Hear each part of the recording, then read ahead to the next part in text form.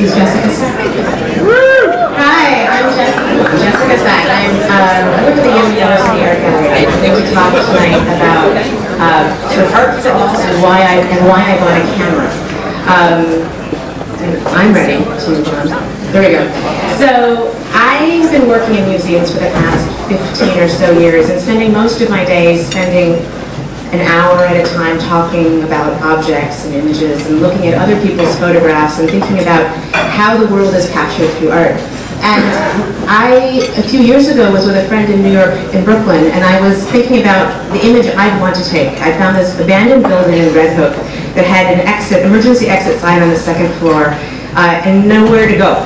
You would fall out either end, but that was it. And I wanted to take this photo, and so this friend of mine who was a photographer said, oh, let's go on a photo shoot. I said, great, come on over. She came by, I came downstairs, I had no camera, she left. She didn't want to make photos if I didn't have my own equipment.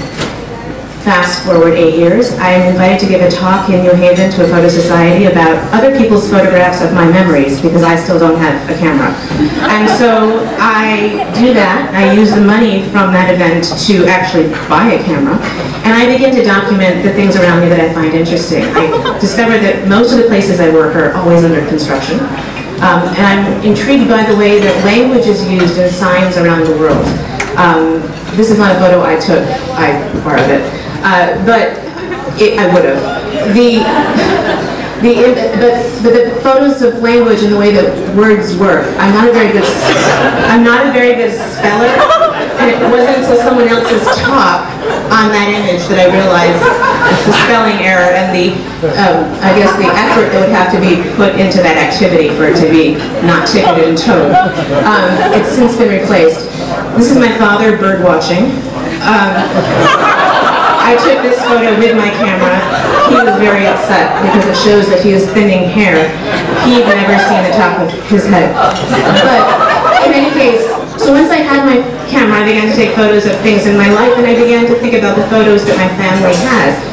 These are the women's temperance movement paying a dooryard call to my great-grandmother's house. I won't sing you their song, but I have the lyrics if anyone's interested. But both my mother's great-grandmother and my father's grandmother had huge photo archives of just their own photographs that were taken, and so I spent last summer having them scanned. And I wanted to think about what it means to leave your own photographs in your own family's archive for the future. And my father's grandmother, it was reported by my mother, who's married into the family, that she had run away from home at age 16 to marry Zelik. She left Minsk. He said he'd send her a telegram. Didn't happen, so she just went to Warsaw, found him, opened a photo studio, and rejected all of her. The next shot is her and all of her rejected lovers. She started at 16 and by 18 was madly in love with Zelik, moved to Brooklyn, opened a photo studio, and began to take portraits of photos. The back side of every one of these images says, rejected lover. Another rejected lover. Grandma's rejected lover. Apparently she served time in prison for drawing pornographic pictures of the Tsarina. I have not picked up the desire to sketch. I'm just sticking with photography. But in any case, so this leaves me with this legacy of photographs in the family, portraiture. And I work at the Yale University Art Gallery, which has an amazing collection of pictures of people. And so what I've been doing, this is my family, this is not in the gallery, this is my family. The next one's in the gallery. But what it leaves me with is a question of what do people talk about when they see these images, and what do the different ages of people talk about when they see things. Milton, who's 99 and comes on one of our memory loss programs, said to me one day, you know, a headdress that large will make any bust look small. And I think he has a point.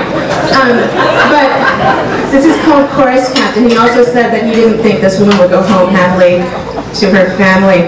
This is a 5-year-old who made a life discovery. The naked lady is a girl. And that's using the sculpture on the right. And he also discovered how labels work. But this child was visiting the gallery with a summer camp program, and the counselor was off looking at art, and he said, oh, don't bother, he's so focused. Which was true, but it's an exciting thing. We also work with 3rd graders, and my favorite comment with this is Edward Hopper's Sunlight in the Cafeteria. A little girl wrote about how the man was smoking in the bar, he really liked the girl, but the girl was practicing snapping her fingers, which in 3rd grade is a feat. So now the Young University Art Gallery, I don't know if anyone's been there since we reopened on December 12th. We now have these amazing new vistas that weren't available before because the museum had other architectural features throughout. And we opened it up. We got rid of spaces, we built new spaces. This is the new view of the sculpture terrace that never existed before. That area against the sandstone wall there, that jagged sort of stepstone area looking thing, is where the old skylight used to be. The entire 4th floor was not a space, and now it is. So we are now able to think about what it means to have views from within the museum of the city. And then we also have a chance to think back and reflect on what are the exciting programs that we've done over the past few years. My favorite being, get this, a photo program with a bunch of teens from the New Haven Family Alliance. I worked with some of them over one summer to think about, this was also with the Yale Med School, to think about the role of violence in New Haven and what are the causes of violence in their communities. They were given cameras to make pictures of these things, and then we invited these 4 students to be part of curating an exhibition with us on photography. And Andre, the boy in the blue and white on the left, I asked him what his favorite image was, and he pointed at that Deanna Arbus photo and said to me, I want all the kids here to start thinking like I think, and just to quit it, and not to have guns. And so this is my favorite piece. And I just think it's an amazing thing that we have institutions in this community that allow kids to have this voice and to think about what's important to them. In any case, this is the museum now. It's 3 buildings long. It's free. I'm there every day except for Sundays these days. So if anyone wants to come by, just let me know. I don't know, I think that it's a great opportunity for the world to have a place where you can talk about art together.